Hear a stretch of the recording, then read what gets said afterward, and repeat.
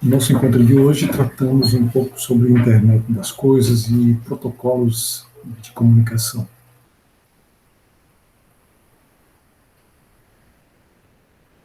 Então, internet das coisas são sistemas que conectam aparelhos, sistemas antes isolados, processando, armazenando, analisando informações e tomando decisões.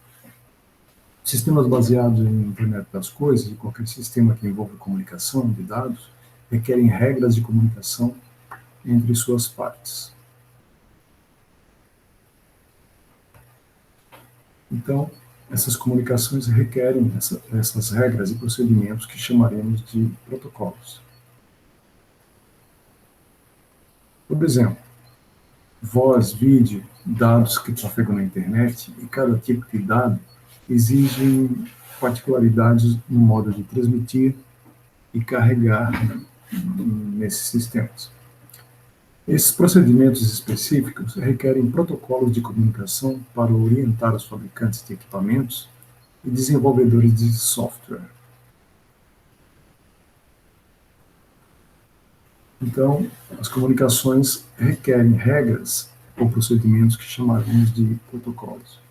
Protocolos envolvem formato de dados, sincronização, sequências, detecção de erros, né? Existem famílias de protocolos para atender determinadas específicas, atender processos específicos.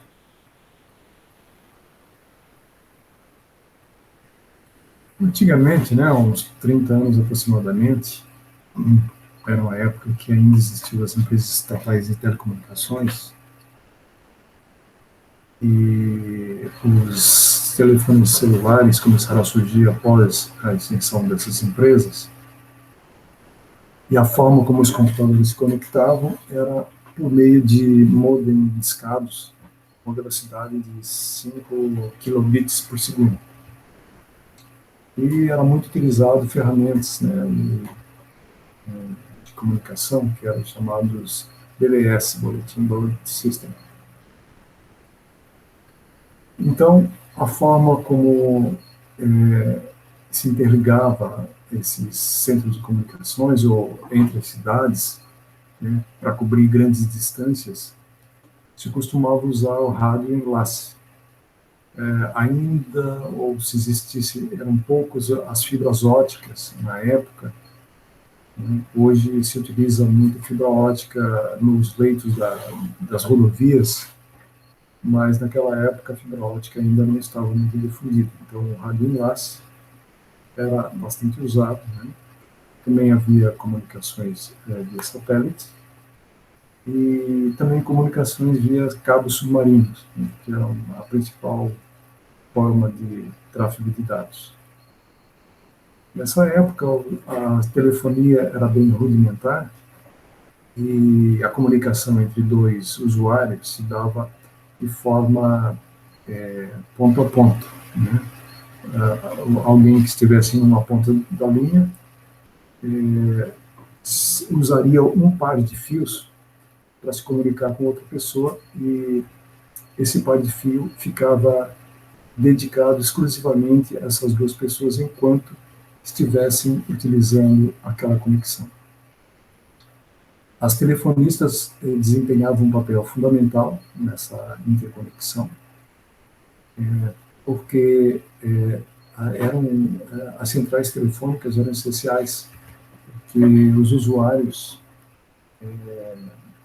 principalmente em ligações interurbanas ou nacionais ou mesmo nacionais, essas telefonistas faziam as conexões entre centrais telefônicas, permitindo a conexão entre longas distâncias. Então, poderia exigir que várias centrais telefônicas estivessem envolvidas em uma determinada ligação telefônica. Posteriormente, esses sistemas foram automatizados e foram também multiplexados. O que significa isso? Significa que o mesmo par de fio poderia ser usado por diversas ligações telefônicas. Então, ficou otimizado, né? Cada par de fio foi otimizado no uso.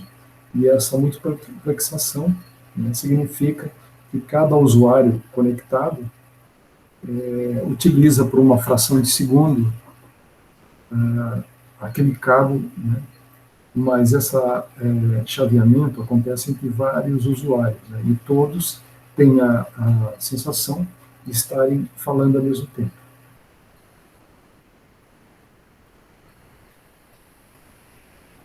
Mas, já em 1969, existia um esforço em melhorar a transmissão, a segurança e a velocidade de comunicação. Esse projeto era o ARPANET, e que usava não essas ligações ponta a ponta, mas a utilização de pacotes que permitia que inúmeras ligações ou, ou comunicações acontecessem no mesmo meio, né, mas sem essa preocupação de multiplexação. A tecnologia era a tecnologia de pacotes. Então, posteriormente, em 72, o projeto ARPANET se expandiu e passou a ser internacional, né? Aí todos começaram a utilizar os recursos da internet ou dessa tecnologia de protocolo chamado TCP/IP. Essa tecnologia permitiu vários benefícios, como precisou ser padronizada, ela foi difundida mundialmente justamente por causa da padronização dos equipamentos, dos protocolos, permitindo interconectividade mundial. Uma característica dessa tecnologia são os roteamentos. Os pacotes precisam ser roteados para caminhos diferentes, como a gente vai ver em seguida. E esses protocolos eram multiplataformas, né? Ou seja, não tinha um hardware ou software proprietário. Qualquer empresa poderia produzir equipamentos e utilizar esses mesmos protocolos, seja para a fabricação de equipamentos, ou seja para a produção de software.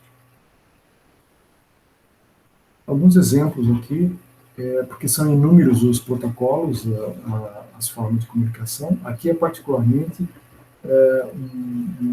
um ponto específico que é chamado Ethernet. A Ethernet é a comunicação de dados restrita a uma empresa ou uma residência. Então, os equipamentos que estão interconectados dentro de uma residência ou de uma empresa utilizam esse protocolo, essa tecnologia chamada Ethernet. Também a gente se refere a esse tipo de rede como chamado LAN, que é a Local Area Network. Então, existem aqui vários protocolos que têm a ver com a velocidade, né? Hoje, nós utilizamos essa internet aqui, mas essa internet é a cabeada, né? Não é o Wi-Fi ainda, é o 802.3. Né? Então, cada projeto desse aqui tem um número, né? E isso aqui foi algo criado na Universidade de Berkeley, nos Estados Unidos. Então, esse número surgiu do dia em que foi fundado esse grupo de trabalho, que foi no dia 2 de agosto, né? Então, 802 é por isso. E esse ponto, alguma coisa, que se refere a um projeto específico. Então, aqui está sendo mostrado uma forma como os pacotes de dados são transmitidos na rede, né? Então, os pacotes são como cartas que são enviadas e contém, por exemplo, o endereço do remetente e o endereço do destinatário, além de outras informações, até com relação a erros, né? E diversas outras informações necessárias ao tráfego desse pacote. Então, um pacote deste era, na verdade, um conjunto de bits que era enviado. Então, os pacotes são independentes, as transmissões de bits são independentes e são identificadas como unidades bem definidas e especificadas, né, pelos roteadores, como nós vamos ver depois uma imagem da RNP mostrando esses roteadores.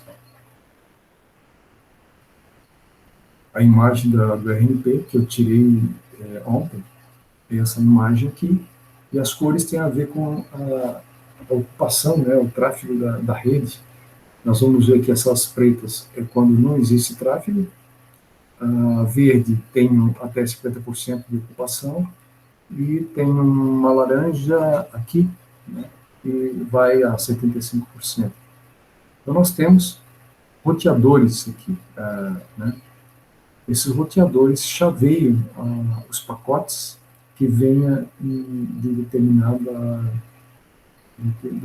local. Aqui nós temos a representação apenas dos estados, mas se nós dermos um zoom aqui no estado, nós veremos que existem inúmeros roteadores criando uma malha bem mais complexa do que essa que a gente está vendo aqui. Então, isso aqui é meio uma visão global, mostrando os principais estados do país e as interligações com o resto do mundo.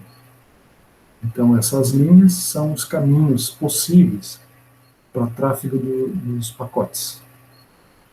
E as cores dizem respeito à ocupação, né, ao tráfego nessas linhas. Então, essa é a imagem da RNP. E Internet das Coisas também é uma, vamos dizer assim, está nesse contexto de comunicação, mas normalmente a Internet das Coisas, elas utilizam essa rede TCP/IP para se comunicar com a nuvem. Normalmente a Internet das Coisas são locais, elas estão tratando de equipamentos localizados numa residência, numa empresa ou qualquer trabalho que seja automatizado, né? Mas, naturalmente, que esses equipamentos que utilizam a Internet das Coisas acabam se comunicando através da rede com qualquer outra pessoa que está monitorando ou está operando à distância. E isso tornou-se possível justamente porque, atualmente, a tecnologia de sensores está muito desenvolvida e os custos baixaram por essa razão. Também a conexão com a internet tornou-se mais forte, né, mais eficiente, e existe muito mais disponibilidade de arquivar esses dados em nuvem e até processá-los em nuvem. Então isso facilitou muito a internet das coisas. Também tecnologias como Learning Machine, né, e inteligência artificial também. E esses equipamentos da coisa costumam ser bastante automatizados, né? Então aqui nós temos, citando algumas desses sistemas de conversacional, como Alexa, Cortana e Siri.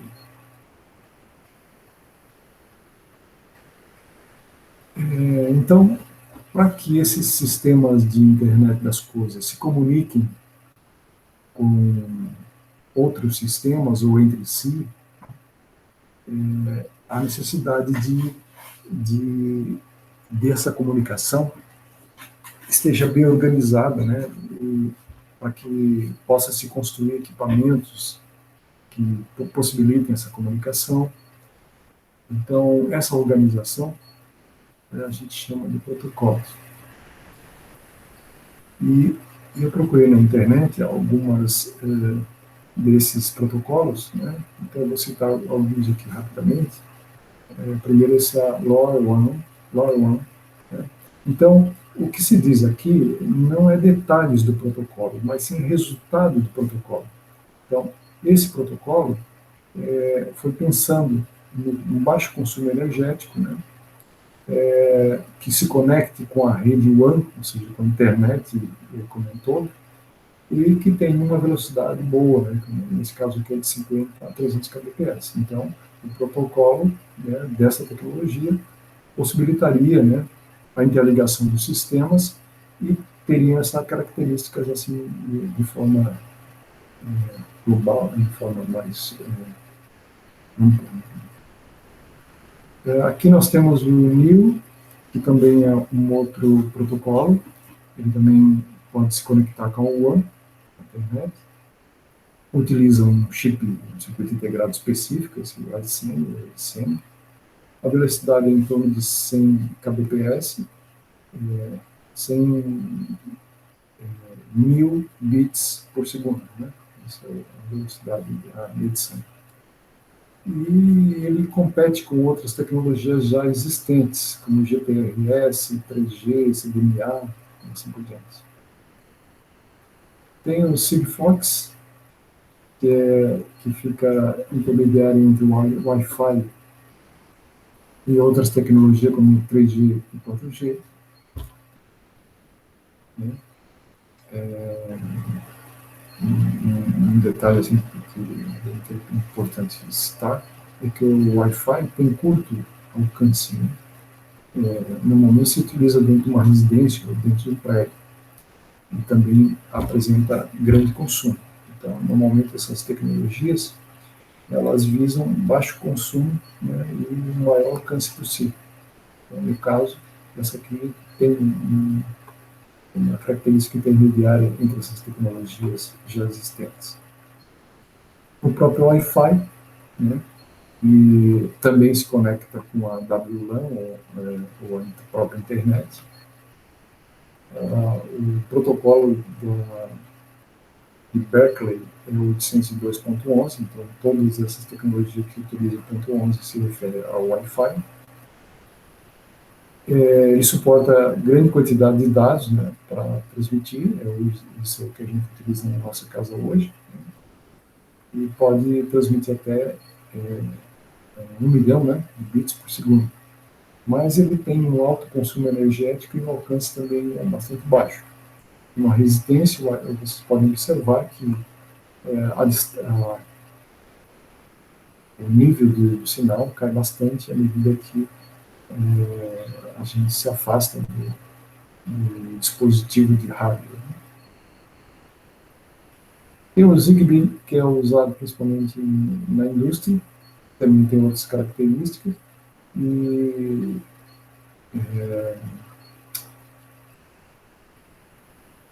tem uma tecnologia também que pode ser utilizada em IoT.